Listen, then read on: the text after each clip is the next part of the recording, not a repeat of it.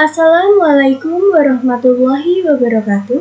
Salam sejahtera bagi kita semua. Baiklah, di sini saya akan mempresentasikan penelitian skripsi saya dengan judul Determinasi Agresivitas Pajak dengan Profitabilitas sebagai Variabel Moderasi.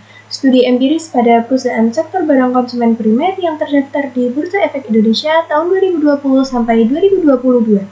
Perkenalkan, saya Cindy Dinar Safira, NIM 2005520072 dari program studi S1 Akuntansi Fakultas Ekonomika dan Bisnis Universitas Tikubalang, Semarang.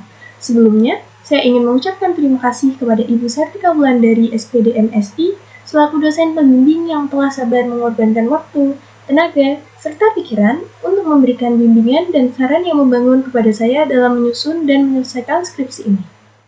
Baiklah, mari kita mulai. Baik, Latar belakang dari penelitian ini berasal dari pajak yang merupakan peranan bagi kemajuan negara di berbagai sektor. Pajak penghasilan menjadi salah satu pungutan yang signifikan terhadap pendapatan negara.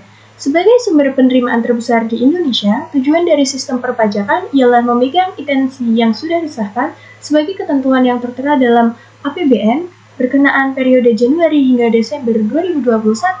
Perolehan sektor pajak berhasil memperoleh 1.277,5 triliun, mengungguli intensi APBN tahun 2021 sebanyak 1.229,6 triliun dengan persentase 103,9%. Meskipun demikian, pertumbuhan yang tercatat di sektor keuangan selama tahun 2021 hanya meningkat sebesar 0,02%, angka yang lebih rendah dibandingkan pertumbuhan sektor lain.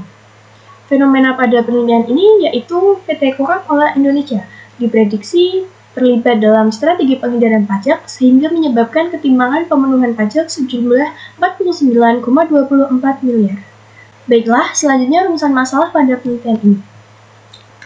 Penelitian ini ingin menganalisis bagaimana pengaruh leverage, capital intensity, inventory intensity, dan profitabilitas terhadap agresivitas pajak. Penelitian ini juga ingin mengetahui apakah profitabilitas berperan memoderasi leverage, capital intensity, dan inventory intensity terhadap agresivitas pajak. Oke, selanjutnya, tujuan penelitian ini ingin mengetahui pengaruh leverage, capital intensity, inventory intensity, dan profitabilitas terhadap agresivitas pajak. Penelitian ini juga bertujuan untuk mengetahui peran profitabilitas memoderasi pengaruh leverage, capital intensity, dan inventory intensity terhadap agresivitas pajak. Baik, selanjutnya ada kerangka teoritis. Yang pertama, agensi teori. Agensi teori mengetahui bahwa konflik dapat muncul sebagai hasil dari pemisahan antara prinsipal atau pemilik perusahaan dengan agent atau manajemen perusahaan yang dipengaruhi oleh kualitas informasi dalam laporan keuangan. Yang kedua adalah leverage. Kebijakan pendanaan menjadi indikator agresivitas pajak suatu negara. Leverage mencerminkan keterkaitan antara total aset dan modal saham bersama. Yang ketiga ada capital intensity. Capital intensity atau intensitas modal merujuk barometer aset tetap dengan total aset. Rasio ini mencerminkan sejauh mana perusahaan menginvestasikan aset tetapnya dalam operasionalnya. Keempat ada inventory intensity. Inventory intensity atau intensitas persediaan ialah elemen pembentuk struktur persediaan entitas. Inventory intensity memberikan gambaran sejauh mana persediaan diperlukan oleh perusahaan dalam menjalankan operasinya. Yang kelima, profitabilitas.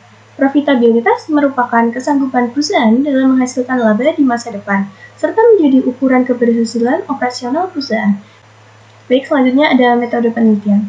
Jenis penelitian yang digunakan pada penelitian ini menggunakan penelitian kuantitatif dan sumber data menggunakan sumber data sekunder. Selanjutnya, populasi dan sampel. Populasi pada penelitian ini menggunakan laporan tahunan perusahaan sektor barang konsumen primer yang terdaftar di Bursa Efek Indonesia tahun 2020 sampai 2022. Dengan populasi sebesar 87 perusahaan dan sampel yang digunakan sebesar 47 perusahaan. Selanjutnya, analisis data. Metode yang digunakan dalam menganalisis data dalam penelitian ini adalah dengan program pengolahan data atau sumber data yaitu IFIUS 12. Statistik deskriptif merupakan statistik yang menggambarkan atau mendeskripsikan data menjadi informasi yang lebih jelas dan mudah dipahami. Kemudian uji asumsi klasik dilakukan untuk melihat apakah data layak untuk dianalisis. Kemudian data panel. Data panel merupakan gabungan antara data time series dan data cross-section, di mana time series merupakan kumpulan pengamatan dalam jangka waktu tertentu. Ada beberapa metode yang digunakan untuk memperkirakan model regresi dengan menggunakan data panel, yaitu Common Effect Model dan Fixed Effect Model. Kemudian uji hipotesis dilakukan dengan cara melalui uji simultan F, uji parsial atau uji T, dan uji koefisien determinasi atau R2. Baik, yang selanjutnya pembahasan yang pertama ada live rate. Live rate memiliki nilai probabilitas sebesar 0,0019. Yang kedua capital intensity. Capital intensity mempunyai nilai probabilitas sebesar 0,5915. Yang ketiga inventory intensity mempunyai nilai probabilitas sebesar 0,4539.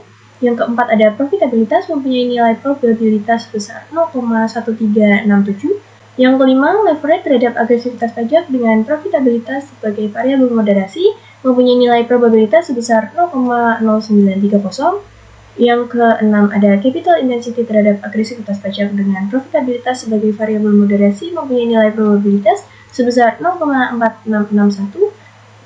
Yang ketujuh ada inventory intensity terhadap agresivitas pajak dengan profitabilitas sebagai variabel moderasi mempunyai nilai probabilitas sebesar 0,4909.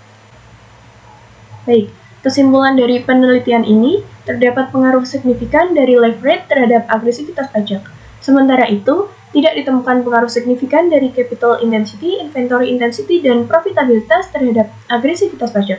Selain itu, hasil penelitian ini juga menunjukkan profitabilitas tidak memoderasi live rate, capital intensity, dan inventory intensity terhadap agresivitas pajak. Demikianlah yang telah saya sampaikan. Apabila ada kesalahan, saya mohon maaf. Wassalamualaikum warahmatullahi wabarakatuh.